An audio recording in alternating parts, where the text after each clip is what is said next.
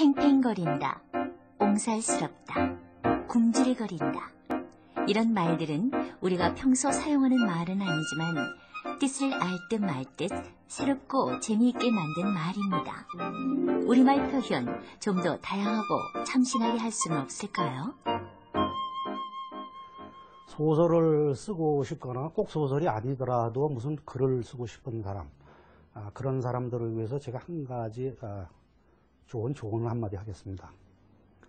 우리가 이제 소설이라는 것도 그렇고 대부분의 글짓기라는 거는 이제 굉장히 창의적인 글을 쓰고 그래야 하는데, 대부분의 사람들이 보면 되게 글쓰기에서도 그렇고 특히 말하기에서도 그렇고 참으로 비창조적인 말들을 많이 합니다. 예를 들어서 추석 때 같은 때를 보면 텔레비전 뉴스로 보면 꼭 이런 말이 나옵니다. 거대한 주차장으로 변한 고속도로, 그리고 더도 말고 덜도 말고 한가위만 같아라.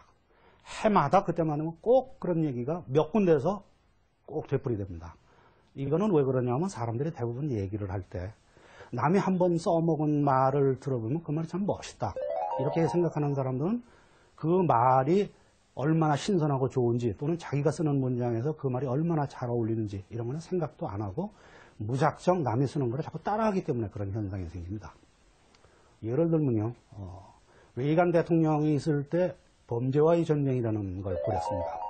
그러니까 범죄와의 전쟁이라는 말이 참 듣기가 좋으니까 그다음에는 우리나라에서는 그 노태우 대통령 때 정부에서 다시 범죄와의 전쟁을 또 벌였습니다.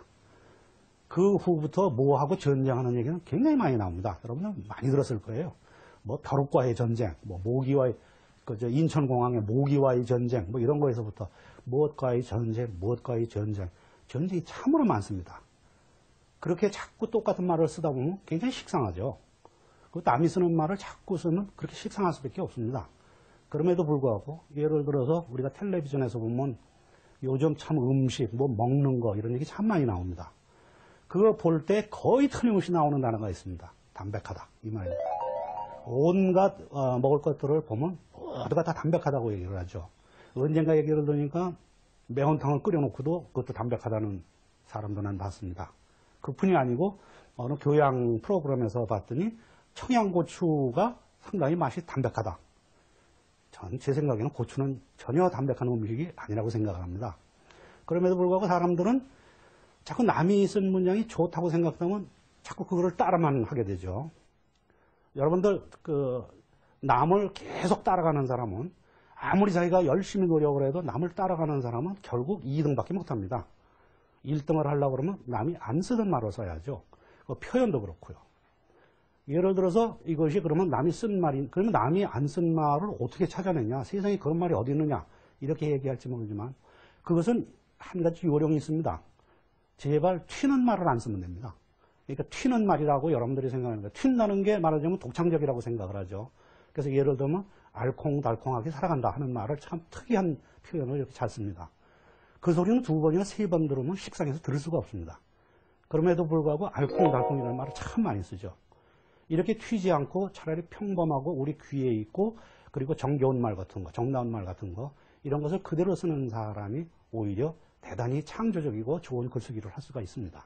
그러니까 남이 좋다고 해서 내 귀에 듣기에 좋다고 해서 그 표현을 그대로 쓰는 것은 결국 흉내입니다. 흉내는 결코 창작이 될 수가 없고 창조가 될 수가 없죠. 2등을 하지 말고 천천히 걸어서라도 항상 1등이 되는 그러한 글쓰기를 하는 습성을 들였으면 좋겠습니다. 100마디 유행어를 따라서 말하는 것보다 소박한 우리말을 적절히 사용하는 것이 우리말 사랑입니다.